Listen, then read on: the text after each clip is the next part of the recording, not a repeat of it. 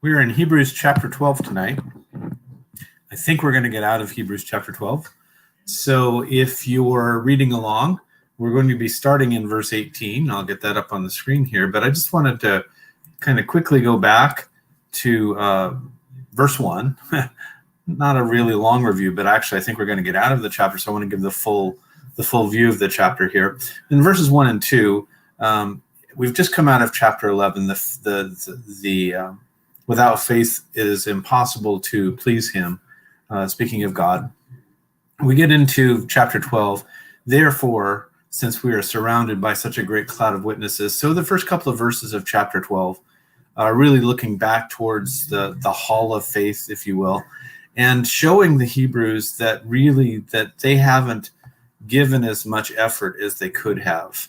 Of course, the reason for chapter 11 altogether was to show them that the just could live by faith, and that they could overcome, that they could accomplish what they needed to accomplish. And then chapter 12, the beginning of it, reminds them in verse 3, it's in verse 4, that they have not yet resisted to bloodshed.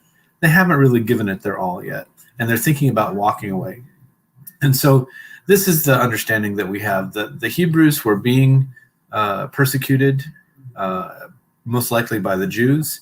And because of that, the author is telling them, you can do this.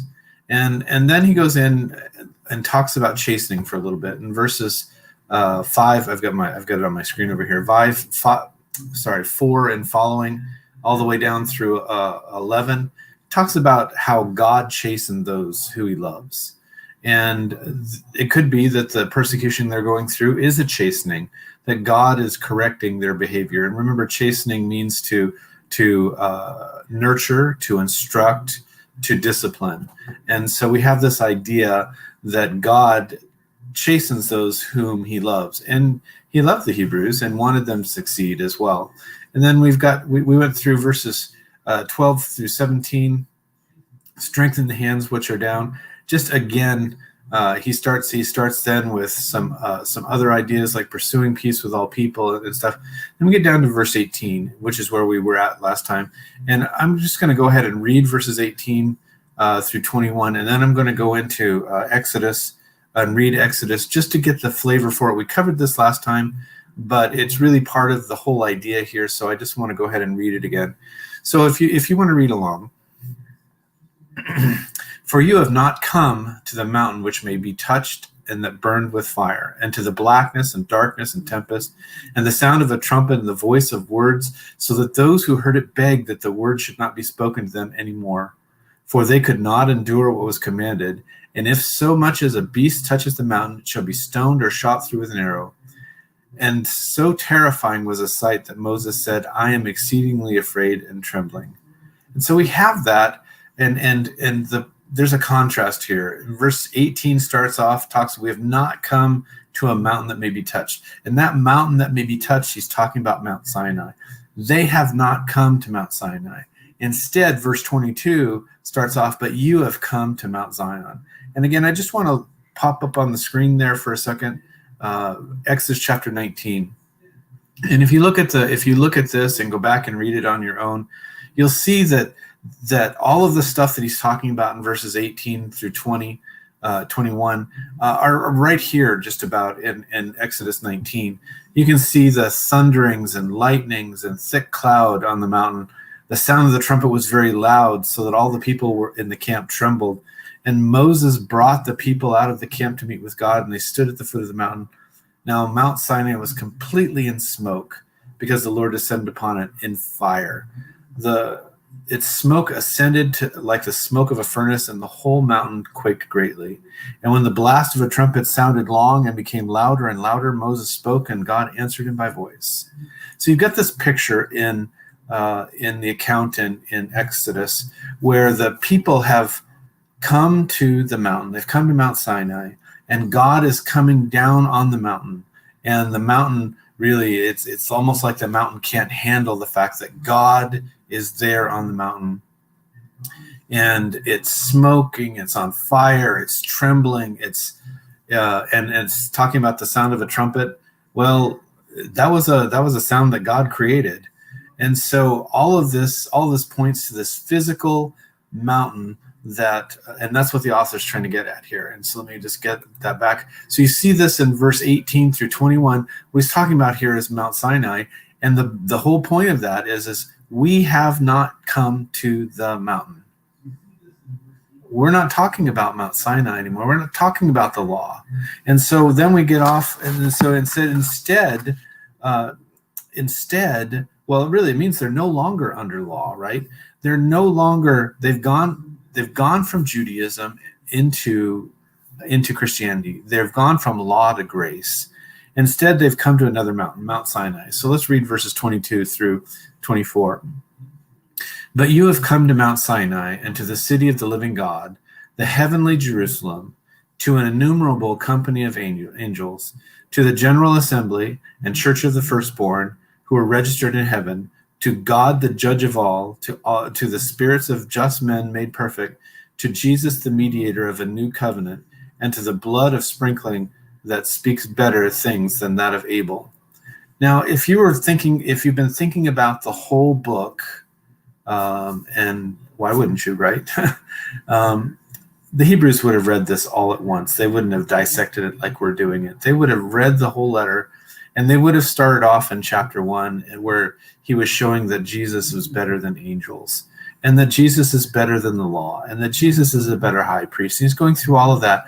This is kind of the culmination of that argument. He's saying you're not under the law anymore. He's saying you've come to Mount Zion. Now look at the difference between the two of these passages here. If you look at the first one, it's all a physical spectacle. It's all physical.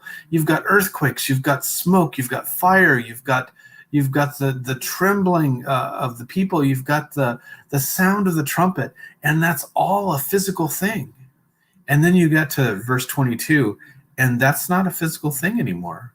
We've come to something different. We've come to something better. And that's the whole point that he's getting at here, they were no longer Jews. They've come to a better place. They've come to a better thing. And if you look at it, the things that we're going to go through here, these are the things that we've come to. The things that they left the physical, and they've gone to the spiritual. They've left the old, they've gone to the new. And so when you look at that, this is really I think the culmination of this entire argument here. You're getting to the point where you need to make a decision.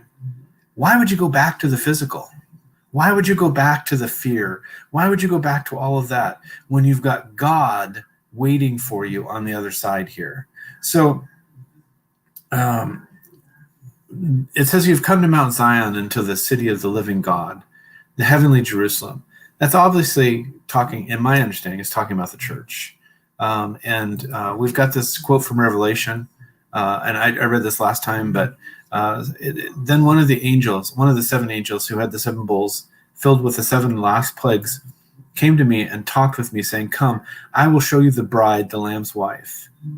And he carried me away in the spirit to a great and high mountain and showed me the great city, the holy Jerusalem, descending out of heaven from God, having the glory of God. Her light was like a most precious stone, like a jasper stone, clear as crystal.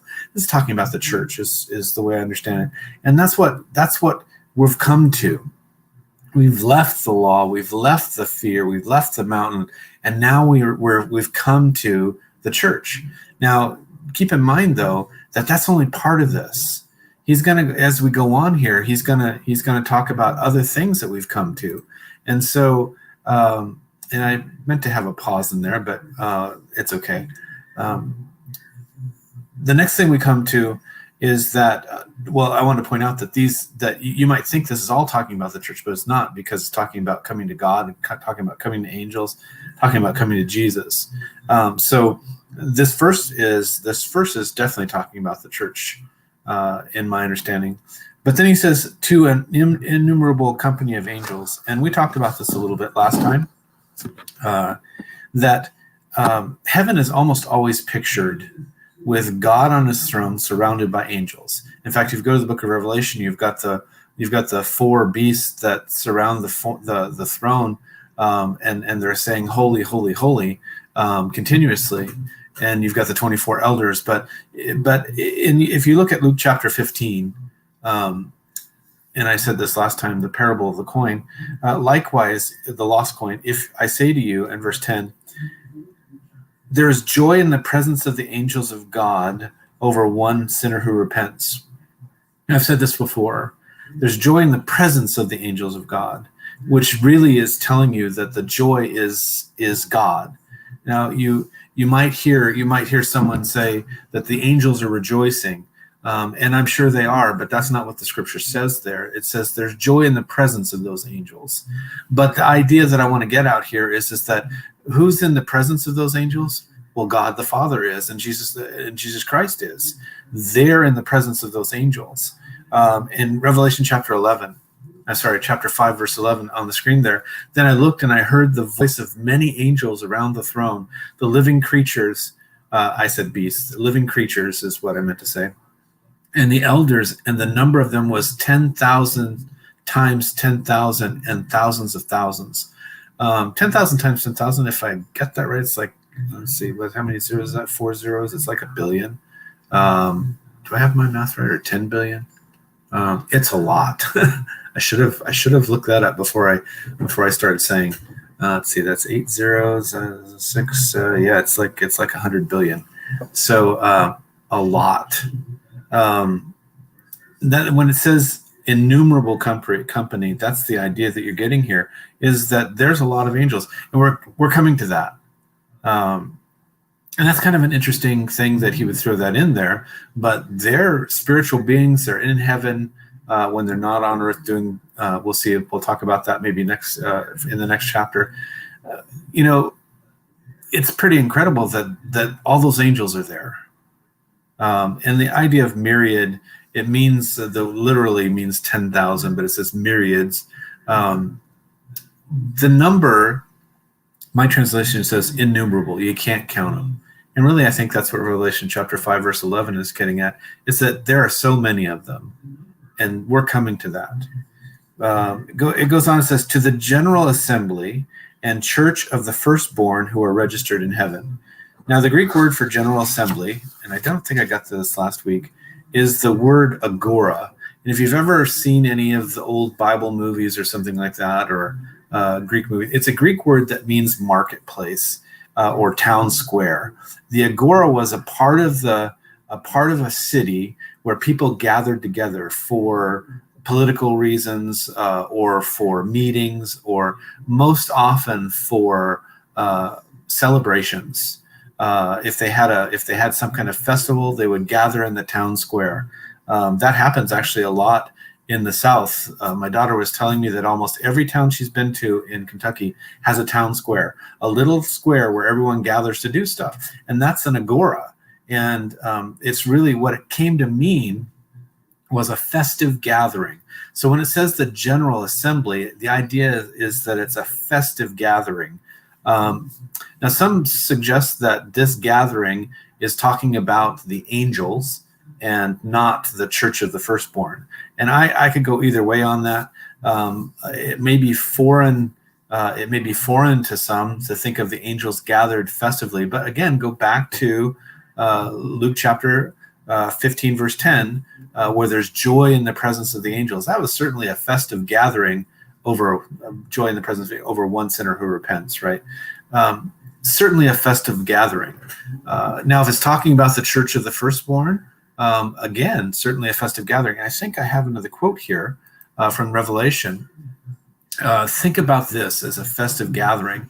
The author says, John says, after these things, I looked, and behold, a great multitude which no one could number, of all nations, tribes, peoples, and tongues, standing before the throne, before the Lamb, clothed with white robes, with palm branches in their hands, and crying out with a loud voice, salvation belongs to our God who sits on the throne and to the Lamb.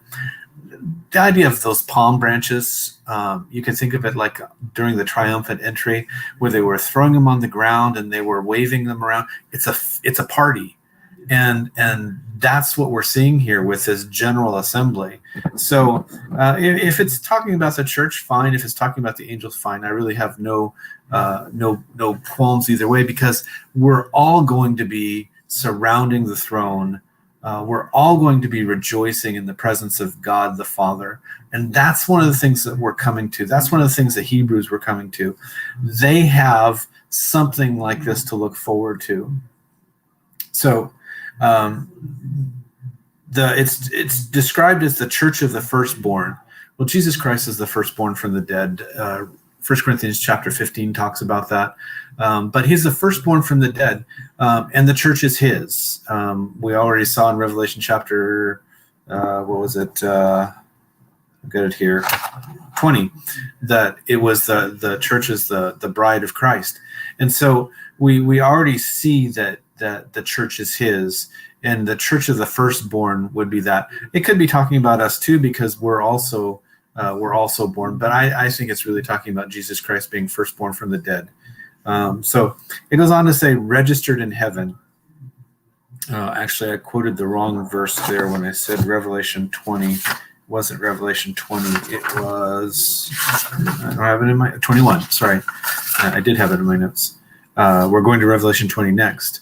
It says registered in heaven, and I think this is talking about the book of life. And we see that over in again in Revelation 20. I saw a great white throne, and him who sat on it, and from whose face the earth and heavens fled away, and there was found no place for them. And I saw the dead, small and great, standing before God, and books were open, and another book was opened, which is the book of life. And the dead were judged according to their works by the things that were written in the books. Anyone not found it written in the book of life was cast into the lake of fire. And I think this, I look at this and I see this idea of being registered in heaven. So again, let's see if I've got a scripture here. Yeah. So you've not come to Mount Zion, but you have come to Mount Zion, to the city of the living God, the heavenly Jerusalem, to an innumerable company of angels, to the general assembly and firstborn, church of the firstborn who are registered in heaven. I think that's talking about us. That's talking about all the Christians. That's talking about the Hebrews that were going to remain faithful. They are registered in heaven. They're going to be judged by what's written in the book of life. And if their name is found written in the book of life, they're going to remain in heaven. Otherwise, they're going to be cast into the lake of fire. And so I think that's what that means there. To God, the judge of all. Now, it may be, I shouldn't have to say this, right? But Jehovah, God, is in heaven, and he's not on Mount Sinai. He's not in the temple. The veil of the temple has been ripped in two. He's not there anymore. His presence isn't there anymore. God is in heaven, and that's where we want to be. If we want to be with God, we have to be in heaven. We have to go to heaven. And you can't find, at this point in time, for the Hebrews, you won't find God in the law. Jesus said, I am the way, the truth, and the life. No one comes unto the Father except by me. They would have to now go through Jesus Christ to get to the Father. So God, the judge of all, this is talking about, I believe it's talking about the Father, although Jesus Christ is often considered the judge. So you can look at it either way. To the spirits of just men made perfect through the blood of Jesus Christ and through faith. This again harkens back to Hebrews chapter 11, the spirits of just men made perfect. We're not perfect. We're made perfect, and we're made perfect through the blood of Jesus Christ. And we're made perfect through grace. We're made perfect not of our own accord, but through God. God is the one who makes us perfect. To Jesus, the mediator of the new covenant. Now, again, we've already seen that Jesus is called the mediator. Earlier, if we had one of those picture words, we could have put it up, and mediator would have been in there with one of the names of Jesus in the book here. He's the go-between. He's the go-between between God and his righteousness and man and his sin. And Jesus is the one who makes that conversation possible. He's the mediator, but he's also the mediator of the new covenant. And what that means is that he's not the mediator of the old covenant. He's dealing only in the new covenant. And if you want Jesus Christ as your mediator, you're going to have to go through the new covenant. Again, you don't want to go back to the law, Hebrews. You want to stay where you can take advantage of Jesus Christ. It goes on. It goes on and says, "To the blood of the sprinkling that speaks better things than that of Abel." Abel was considered a holy man. If you go back to chapter 11, you can see that his sacrifice was acceptable to God, and that God thought very highly of him. But Jesus Christ is better than that. It speaks better than that, because the blood that Jesus Christ sprinkled is much more powerful. It's the one that's going to give us salvation from our sins. Mr. Spahn, you have a comment. Good, I need a drink. Hi, Andrew. Yeah, I was waiting to you to get through that list, amazing list of things that we've come to as people of Christ Church in this New Testament. And what a contrast! Just such a huge contrast, and you're drawing it out. I mean, if you and I were back there at that mountain with Moses and all those people, do you think we would have been afraid, or are we just too mature for that? Would we have trembled in our boots?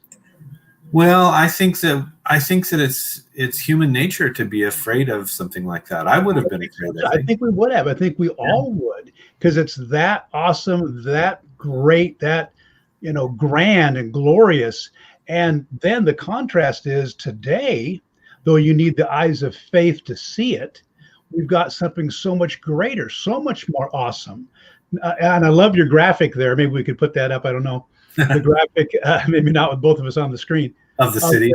Not a mountain, with that's erupting. But here's this, imagine this city up above the clouds and glorious heaven that you can see through the eyes of faith, how much greater that is. Right. So everything about it, is so much greater. And like we spoke of maybe a little earlier before the class started, that all that in the Old Testament, that mountain, they were just a picture. They were just to get us to be able to think ahead to something that is so much greater and grander and more beautiful, and just to get us to look to that time when we would receive the fullness and the better covenant and the eternal glory that God's planning for us to receive. So I just think that's great, the contrast you're showing here. And that's really the comparison we're trying to make, right? I think that's what the author is trying to get at here. He's trying to compare the old to the new, Sinai versus Mount Zion. Only one of these is worth pursuing. Yeah. The physical has gone away. We've grown. The church is so much better than being a Jew. Right. And their temptation to go back to what they had is what I think he's trying to work on with them is, look, nothing compared to what you have now. And of course, we're not tempted to go back to Judaism because we're not Jews, but we need to appreciate the same great glory that the Hebrew writer is trying to draw for us. This is something you don't want to miss. You can't reject this. You have no excuse if you overlook this. This is too wonderful to ignore. Right. And I think that's really the final point that we're trying to get at here is that one of these paths leads to death. Yeah. And one of them leads to life. Yeah. And exactly. I think, again, I really get the idea that this is the real culmination of his argument here, that Jesus Christ is so much superior to the law. And if you lose out on that, if you miss out on that, you're missing out on everything. Right. Yeah. Excellent. Thank you. So let's go on to the next, actually the last verses of the chapter. Let's go ahead and read this to get a feel for the whole thing, and then we'll go back and make some comments on it. I don't think that I'll be making a huge amount of comments on this, but we'll see. See that you do not refuse him who speaks. Again, this is just exactly what Bill was talking about just a second ago. See that you do not refuse him who speaks. For if they did not escape who refused him who spoke on earth, much more shall we not escape if we turn away from him who speaks from heaven, whose voice then shook the earth. But now he has promised, saying, yet once more I shake not only the earth, but also heaven. Now this yet once more indicates the removal of, just a second, Bill, indicates the removal of those things which are being shaken, as of things that are made, that the things which cannot be shaken may remain. Therefore, since we are receiving a kingdom which cannot be shaken, let us have grace by which may we serve God acceptably with reverence and godly fear. For God, our God, is a consuming fire. You had another comment before I got it going here, Bill? Yeah, while you got it going there, I'm just wondering, what's the difference? In what way did the law of Moses speak from earth, and the law of Christ and the law of the New Testament speak from heaven?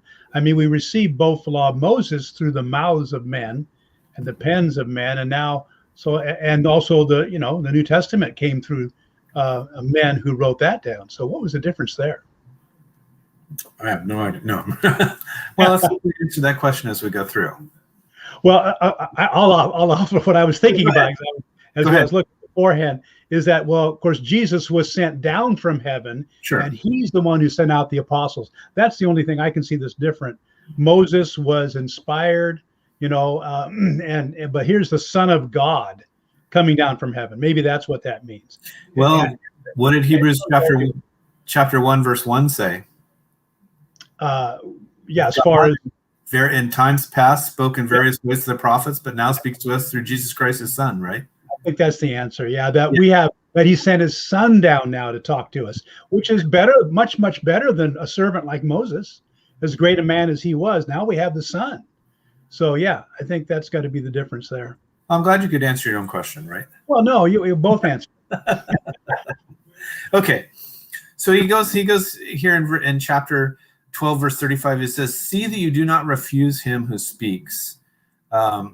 Again, this is who's this speaking of? This is speaking of Jesus Christ. We saw just before that his blood is what speaks. So this is talking about the gospel. This is talking about the way of salvation, and he's telling the Hebrews, don't refuse this. Don't refuse him who speaks. They had that opportunity in the Old Testament, and they said, we'll do everything you command, and then turned right around and didn't do it. But this is, again, it's this comparison here between the law, which is death, and the Spirit, or Jesus Christ, which is life. Excuse me for just a moment. I can't get through one of these classes without my nose itching. Don't know why. So again, it says, see that you do not refuse him who speaks. Again, this is talking about Jesus. He's the one who's speaking. Just like we were talking, just like Bill and I were mentioning, the very first verse of this book tells us that God sent his Son and speaks to us through his Son. It goes on and says, for if they did not escape who refused him who spoke on earth. This could be talking about Moses, except there's some question as to whether it's talking about Moses, because in verse 26 it says whose voice shook the earth. If it's talking about Moses, because Moses is the one that told the people to stay away from the mountain, then my verse has it capitalized there in verse 25, this part of it. I think it's probably talking about God.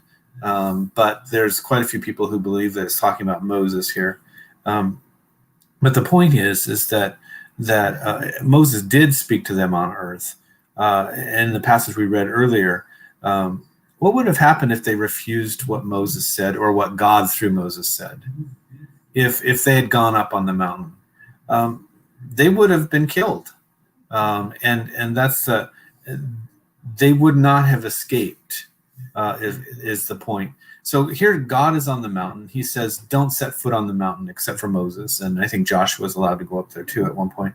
He says, don't set foot on the mountain. If you do, even if a beast does it, you're to stone that one. You're to stone that. You can't go up and get him. You're to stone him or shoot him through with an arrow. And so they did not. But if they had gone up, they would have died. And there's a point here. It says, and there's going to be a contrast here again, and that's all the author seems to be doing. God told them to stay away from the mountain, And Moses relayed that. So there's the speaking part. And if they had not obeyed, they would have died. And now he goes on, much more shall we not escape if we turn away from him who speaks from heaven. Again, this is, I believe this is talking about Jesus Christ, the gospel, God speaking through his son. No one knows the Father except for me. No one has seen the Father except for me, Jesus said. So again, this is speaking about God, or I think it's talking about Jesus Christ. But you've got this contrast here. If you set foot on the mountain, you're going to die. How much more so? We won't escape. How much more shall we not escape if we turn away from him who speaks from heaven? This is that comparison here. The old law, yeah, that was you would have died. You're not going to escape if you turn away from the Father. Again, there's that contrast there that we've been showing throughout the whole book of the gospel is superior to the law. If they died refusing to listen to Moses or to God, how much more if they refuse to hear Jesus Christ?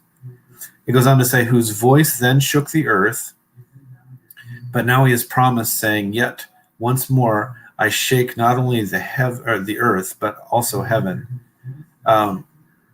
If you recall from our reading in Exodus 19, the earth shook. So when God spoke, the earth shook. But now he's saying, not only is the earth going to shake, but I'm also going to shake heaven. This quotation's, if you might have a margin note in yours, it's from Haggai chapter 2, verse 6. It says, once more. This implies that a shaking of the earth before, maybe on Mount Sinai, it means the earth will shake again. And there are two ideas I think that could be carried here. One is the shaking of the earth by the gospel. The gospel was totally different than any other way of worshiping God.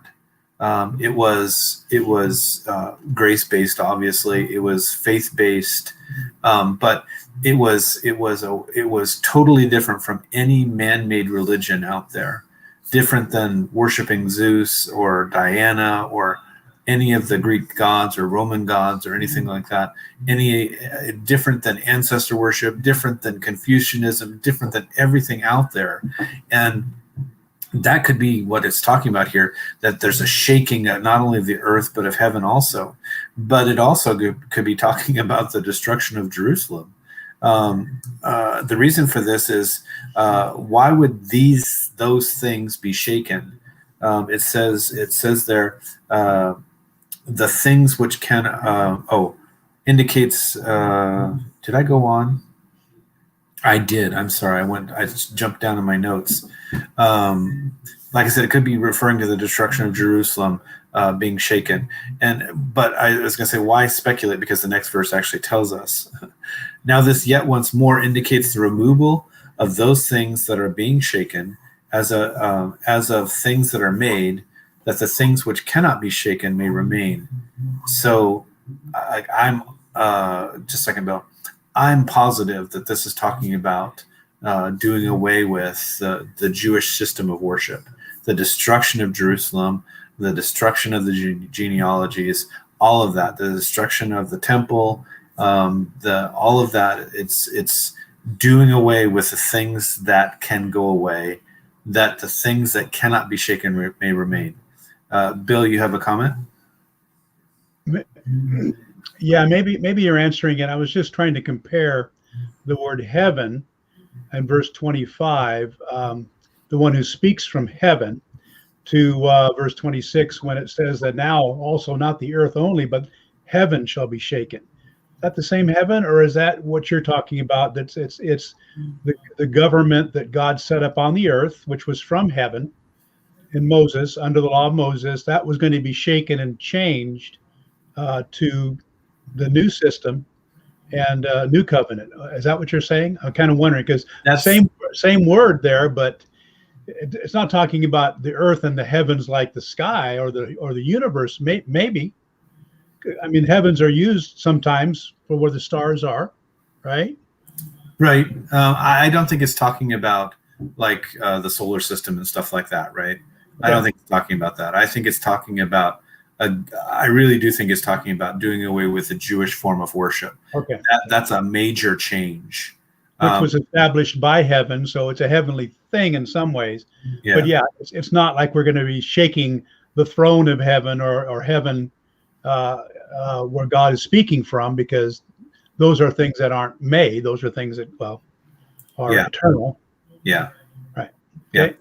By the way, there's a YouTube comment from Mike Franklin that says that it's all about the contrast of how one approaches unto God, the terror of Sinai, or faith in Christ who covers us with his righteousness. So, and it's on the screen there. So, well, it's on my screen, not your screen. Well, there it is.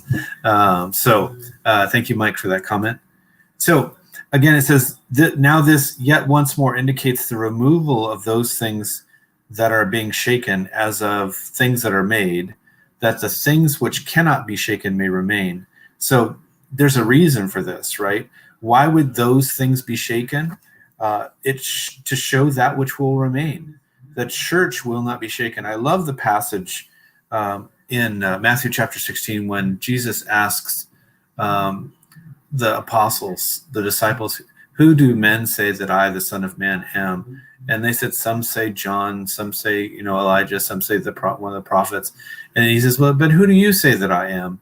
And Peter says, you are the Christ, the Son of the living God.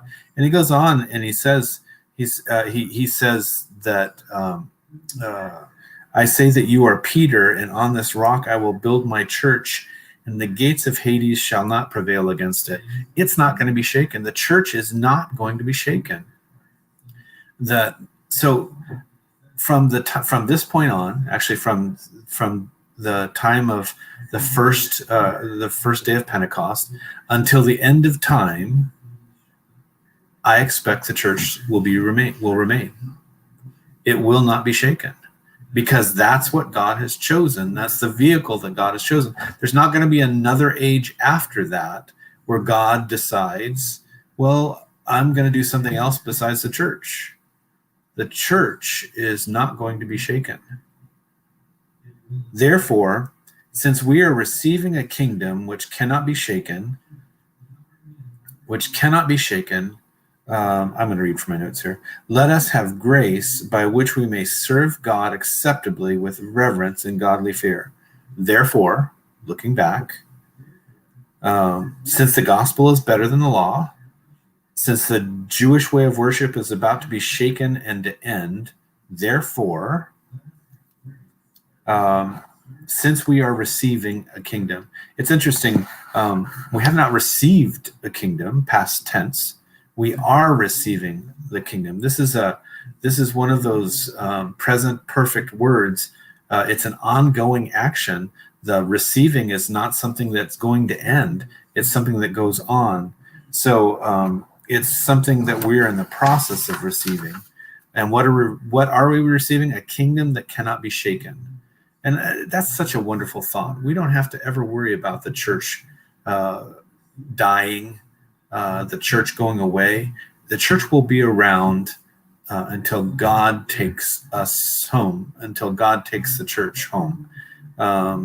Because of this, though, because of all that, therefore, let us have grace. And probably more accurately, from what I understand, it says, let us hold fast to the grace. We have grace. Let's grab onto that grace is the idea here. The grace that's given to us. We need to grab onto it and hold onto it and not let go of it. Again, think of this in the terms of the Hebrews. They need to grab onto that grace. They need to hold on to it, not turn away and go back to the law. It says, with it we serve God in an acceptable way. Karen and I are reading through the law right now. And we're looking at the sacrifices and stuff. Go look at the book of Leviticus, where it talks about the sin offering and the burnt offering and the peace offering and all of these things. These were all ways for the people to approach God. If you go read about the Day of Atonement, no one could be in the tabernacle except the high priest at that point in time. And he had to approach God in a certain way. He had to take a censer with coals and incense on it to fill up the room to kind of hide the ark and the mercy seat. And he had to approach God in a certain way.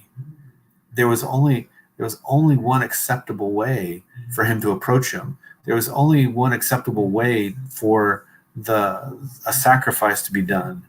And what is this saying here? Saying to us that let us have grace by which we may approach God acceptably. It's grace. It's through grace that we get to approach God acceptably.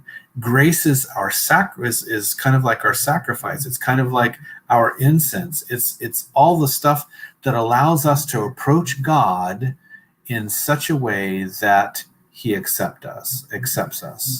And what a wonderful thought. Again, it says, though, with reverence and godly fear. Reverence means holy caution. It means to approach God in such a way that it's not flippant. We're not joking about it. We're approaching God in a serious manner. Bill Downey would say, serious as a heart attack. Well, that's our religion should be as serious as a heart attack. Bill, I'll get to you in just a second. Let me finish this thought. Godly fear, not talking about phobos, which means like aquaphobia, that's rabies. Hydrophobia is rabies. Arachnophobia, fear of spiders. It's not talking about that kind of fear. This is talking about dread, the idea that God is powerful. In fact, the next sentence is going to really kind of bring that out. God is a consuming fire. So we need to approach him with reverence and godly fear. Bill, you had a comment? Yeah, what a wonderful God we have. I mean, there's that grace right there we're talking about. Yeah. That church that can't be shaken. That's us. Yeah. God's given us that. But lest we're like those back in front of Mount Sinai that would not fear to go up on that mountain and transgress God's law and then be killed. We ought to realize that this gracious, wonderful God that gave his son also says, you can't reject this.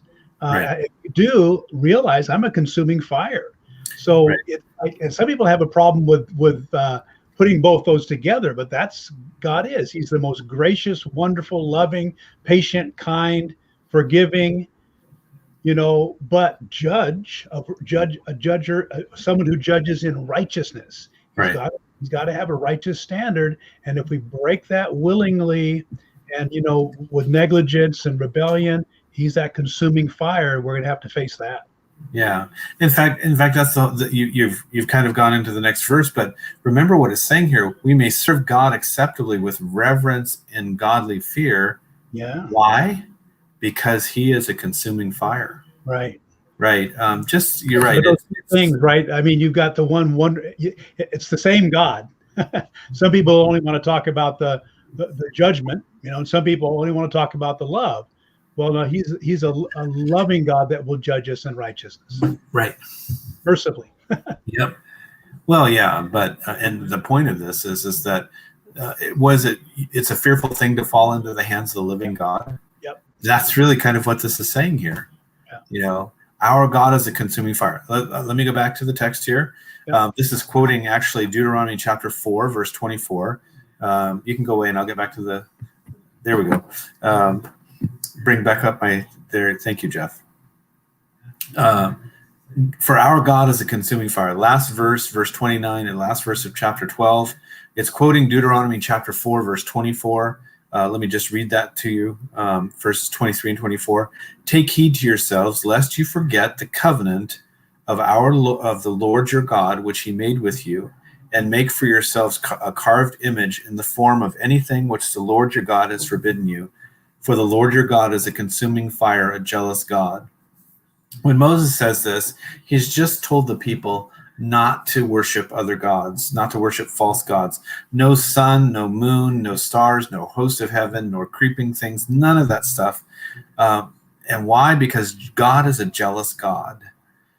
We serve the same God that the Jews did.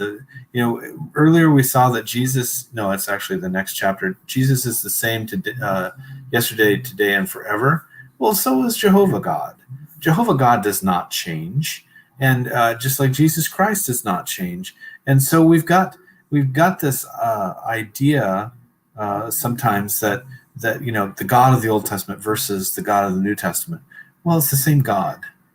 And the God of the Old Testament is a jealous God. And by that, he's jealous of his people.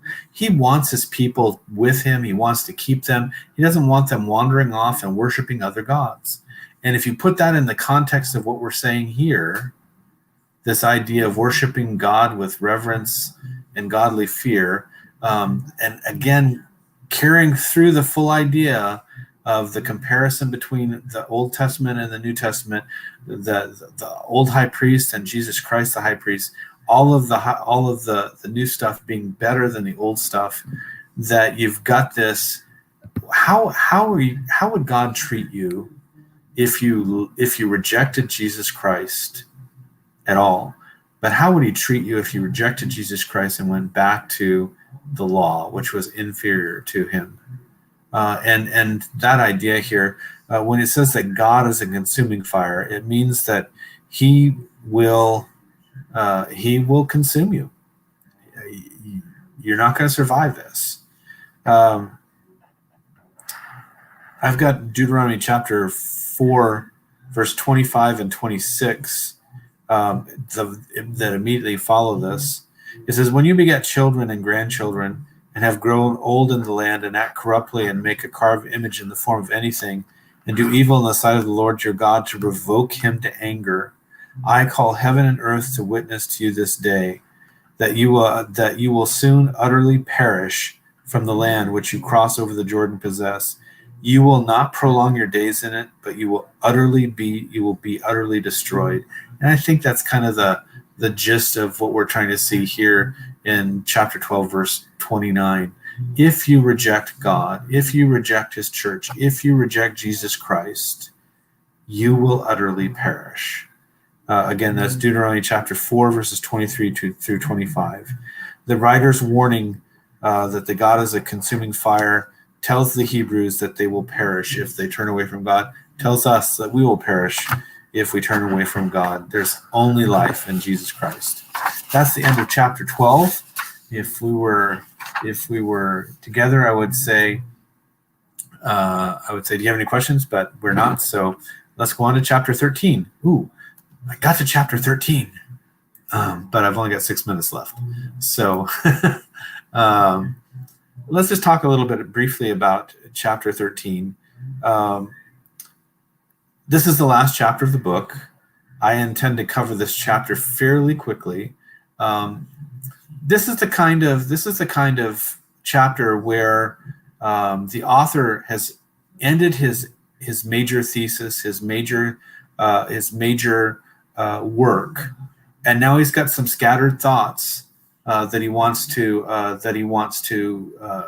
send along to remind them to do. You can see, like in verse 1, it says, "Let brotherly love continue," and then almost in strangely, actually 1, 2, 3 are kind of the same subject. Then verse 4, marriage is honorable. Then verse 5, let your conduct be without covetousness. These are the kind of things. It's almost like when your parents went out of town and left you at home for the first time, and they said, remember to feed the dog, remember to take out the trash, remember to do this. This is the idea that I get from chapter 13. And then at the end of the chapter, he's going to give a benediction. He's going to give some greetings. So this is a little bit of a mishmash, is the way I would look at it. There's a natural dividing line between chapter 12 and 13. And again, he's done with his thesis, and now he's going to give them various instructions to help them with their walk in Christ.